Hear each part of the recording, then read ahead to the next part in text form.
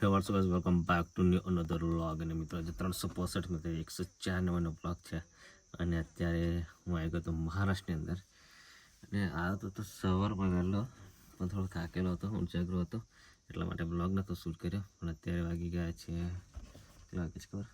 બપોરના 1:12 એટલે 1:15 થઈ ગયો છે. અને બસ હમણાં થોડોક આરામ કરીને ઉઠ્યો છું મેં. અને બસ હવે ગાડી તો ઓલમોસ્ટ ભરે ગઈ છે, લગભગ થોડી જ બાકી રહી છે. પણ વચ્ચે અમે એવું થયું ને કે અરે કેળાવાળા જો આ છે ને, અન્ય રસ્તામાં જ કેળા કાપીને મૂકી દીધા એમને. હવે આટલા લૂમો હટાવશે અને આટલી કેરેટો હટાવશે, ત્યાં પછી અહીંયા ગાડી આગળ લઈ જશે, ત્યાં પછી આપણી બોલેરો નીકળે એવું છે. અને તાપ બી બહુ છે, બરાબર. તમે જોઈ શકો છો આપણી એક જ રસ્તો એટલો છે ને, તે મતલબ એક બોલેરો એકલી કમ્પ્લીટ નીકળી જાય. અને આ બાજુ ખેતરમાં જો દૂર દૂર સુધી છાંયડો ખેર નીકળે. તો મેં બેઠો છું ગાડીમાં. થોડી ગરમી તો બહુ લાગે છે, પણ પવન થોડા આવે તો સારું લાગે છે, બટ પવન આવતો નથી. સો મિત્રો વ્લોગમાં બન્યા રહેજો, આગળ જઈએ અને આગળ મળીએ. કેટલા વાગે ભરાય છે જોઈએ છે. હજુ 1:15 થઈ ગયો છે ને અહીંયા કેટલો ટાઈમ નીકળે છે એ જોઈએ છે. વધારે ટાઈમ નીકળે છે, ઓછો ટાઈમ નીકળે છે, શું થાય છે શું નહીં, કેટલા વાગે ઘરે પહોંચે છે, કંઈ નક્કી જ નથી આજે તો. સો વ્લોગમાં બને રહેજો અને સપોર્ટ કરતા રહેજો, લાઈક શેર સબસ્ક્રાઈબ કરતા રહેજો. ગાડી ભરાઈ ગઈ છે ને, આવો એમ કે તમારે ત્રિપાલ ફાટી ગઈ છે. ત્રિપાલ ફાટી હું એનો કહું છું કે એકદમ ફ્રેશ છે. હજુ 2 વર્ષ ચાલશે. હજુ 2 વર્ષ ચાલે એવી છે. અને ખરેખર હજુ તો 2-2.5 વર્ષ એમને નીકળી જાય એવું લાગે છે. ગાડી ભરાઈ ગઈ છે જો. પાછળ કેળાની ગાડી બી ભરાય છે. એ બી લોકો રાજપીપળાના કટિંગ કરે છે કેળા અને ચેપડા. અને આ બાજુ છે ને પેલો શું કહેવાય, ઘેટા ત્યારે છે ઘેટા. ઘેટા એટલા બધા છે ને, સવારના એટલી બધી રાઈડો પાડા ઘેટા. આજે કેળો છે ને, કેળોની અંદર ઘેટા છે કેટલા બધા. આખી જેટલી કેળો નહીં ને એટલા ઘેટા ઘેટા ઘેટા કરી મૂકે બધે. જો અહીંયા લગીને બધે છે ઘેટા, બધે ઘેટા જ ભેરા. ઘેટા ને ઘેટા ને ઘેટા, બધે ઘેટા જ છે. બધે ઘેટા ભરાઈ ગયા છે.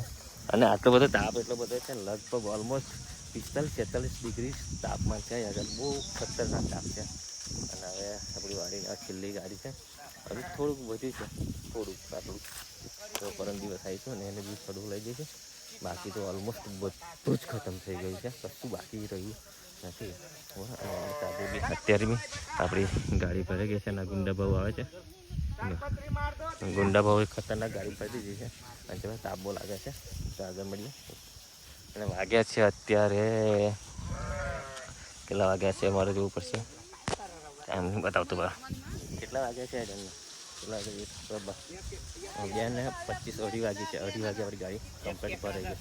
2:30 વાગે ક્યાં લઈ જાવ તું?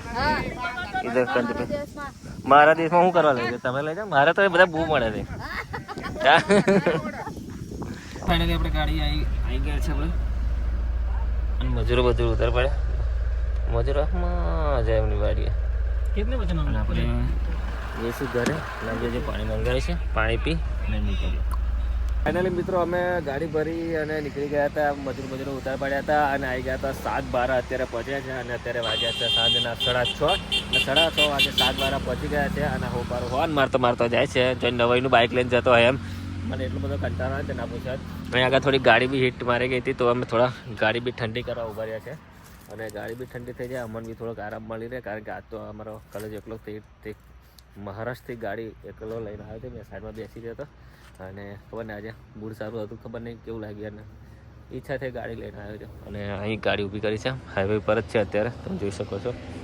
અને અત્યારે આપણે પપૈયા જ ભરેલા છે, બરાબર. અને તમે જોઈ શકો છો હજુ આ પપૈયા છે. હજુ આજે રાત્રે પહોંચીશું આપણે ઘરે. અને કાલ રાત્રે પાછું નીકળવાનું છે. અને કાલ રાત્રે આપણે પાછું મહારાષ્ટ્રમાં જવાનું છે. જે આપણી ગાડી રોકેલી છે એ વાડી આપણે કાપવાની છે. અને એ વાડી કટિંગ કરી અને એના પપૈયા ઘરે લઈ જવાના છે. અને અત્યારનું એનું લોકેશન જુઓ તમે, કેટલું મસ્ત લોકેશન લાગે છે. ગાડી બી ચેક કરી લીધી આપણે, એક નંબર ગાડી છે. તમને ગાડી આપણી આગળથી બતાવું કેવી લાગે છે. તમે જોઈ હોય કે નહીં જોઈ હોય, પણ તમને બતાવું કે આ મસ્ત એક મસ્ત મજાનો રસ્તો દેખાય છે. અને જુઓ ગાડી ચાલો. ગાડીને અહીંયા ઊભી કરી દીધી. અહીંયા વ્હીલ પ્લેટને એવું ઠંડુ થાય. ઠંડુ થયા પછી આપણે અહીંયાથી નીકળીશું. કારણ કે અહીંયા થોડું એકાદ જમવા આરામ કરી ગયા તો આરામ કરી જાય.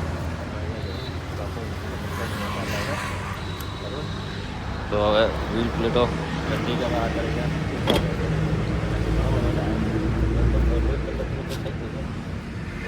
હજી વ્હીલ પ્લેટો હજી ગરમ ને ગરમ જ છે. હજી એને થોડી ઠંડી થઈ નહીં, તો ઠંડી થાય એની રાહ જોઈ રહી છે.